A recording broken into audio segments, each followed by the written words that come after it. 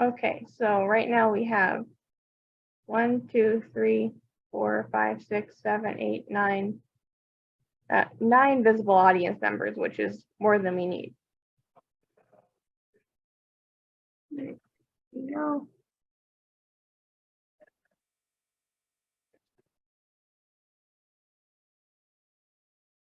Hello, everyone. Have you ever been on a phone call and felt like you were only getting half of the conversation, like because you couldn't see the other person's hands, you were missing out? Well, that shows you a little bit of how important nonverbal communication is to how we interact with people. A certain type of nonverbal communication, called emblems, is very important to how we communicate with people, but we often overlook it, and it's especially important with how we communicate with people from other cultures. I'm Rachel Ullven, and I'll be telling you a little bit about what emblems are, how they differ in other cultures, and how we can understand them better in order to better interact with people cross-culturally and to build better relationships with them. So before we get into the complexities of emblems, what are they? Emblems are a unique form of nonverbal expression that is described by Ullven and associates in a 2007 study as being kind of gesture that conveys an agreed upon message within a group. They cite the thumbs up as a good example of what an emblem would look like, and they describe it as, and I quote, highly specific to particular linguistic groups, regions, or cultures. So emblems are that deliver a message and are specific to a culture. Ralph DeFranco, in a 2017 article, goes on to explain this a little deeper, saying that sometimes an emblem can convey something that words can't, sort of goes beyond the verbal meaning of it. And he explains this by saying that a description doesn't always do the emblem justice. So I'll demonstrate some emblems for you now. So like they said, a good emblem would be a thumbs up, or you can also do thumbs down. You can nod or shake your head. You can shrug. You can do the okay symbol. You can say cut it out or take a hike. And to go into a bit more detail, the sign take a hike doesn't really have the same meaning as just saying take. The sign cut it out doesn't really have the same meaning as saying cut it out. There's a sort of quiet urgency to it. So now that we know what emblems are, how do they differ in other cultures? Well, one thing to know about them is that they may be entirely different in another culture, because like language, nonverbal communication differs between cultures. And in DeFranco's 2017 study, he explains that the middle finger is very similar to another emblem called the bras d'honneur. And so between different cultures, there may be emblems with similar meanings that look completely different. He also explains that the bras d'honneur is illegal to publicly perform in Malta. So while they may have the same meaning, they might carry different weight. And Nico Fumler, in a 2022 article, explains that job-related nonverbal behavior is also mostly researched in the US. So when you're learning about the emblems in another culture, consider that there may just be less information about that culture's nonverbal communication, because a lot of the research is done in the US. So what exactly are the benefits of learning another culture's emblems?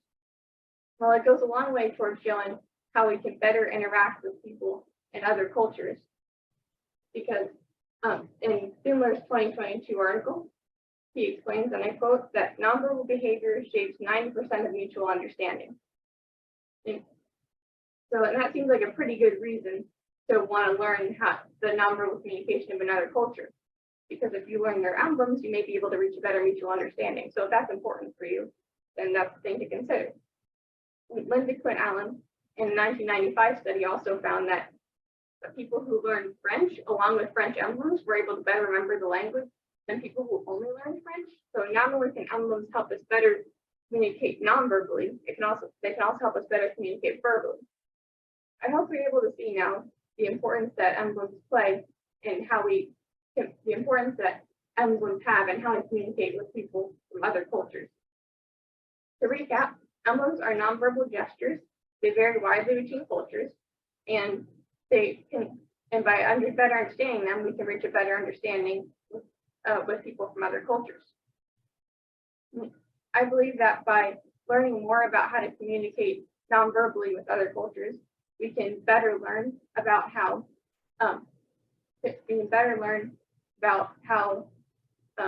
they communicate, and we can create a more cooperative and compassionate world.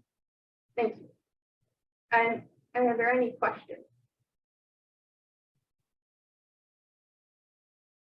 No questions, but excellent job. Thank you.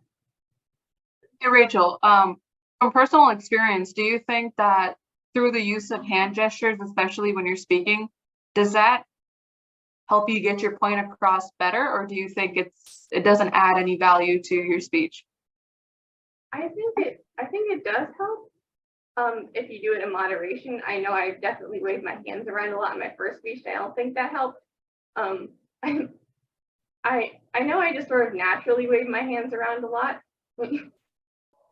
I do the same thing, and I feel like most of the time it's a distraction more than it is a help. I completely get it. That's an important thing to consider. Thanks. Any other questions? So would you say like the main difference between like an emblem and sign language is one is more so for culture?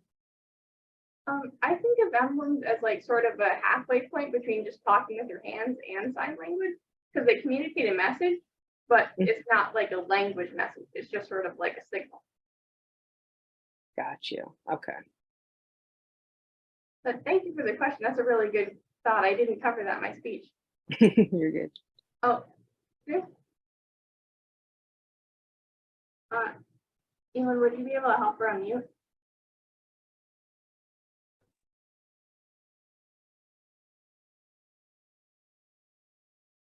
If you just hover the mouse over the screen a little bit, it should show on the lower left, the mute button. Yeah, unfortunately, I'm only able to ask them to unmute. I can't unmute. Okay. them. Yeah, I know. I just went through that. A while back, Yeah, there you go. yeah. A while back, I was told it was bad manners to talk with your hands. You know, there was like bad manners, and I really think it helps when you're talking with people. But like right now, I'm talking with my hands, and you can't see my hands. But I think it's a help to help to do that. So I don't know. What do you think, Rachel? I think it's a help too. We don't Yeah. have more time, so I want to get to Nana's Okay. question. But thank you. Rachel, can Yeah. you hear me? Yeah.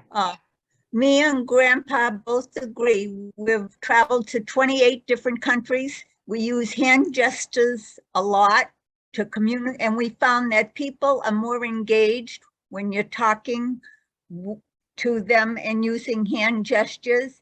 And a lot of gestures are universal, like thumbs up and okay. Seems to communicate a lot easier when you're talking to people of different languages and different cultures.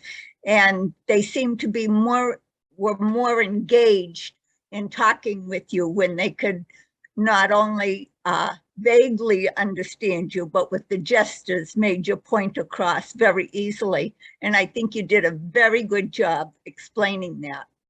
Thank you. Thank you. Yeah, there are some that are pretty widely spread. So thank you all for your time, and that should about cover it.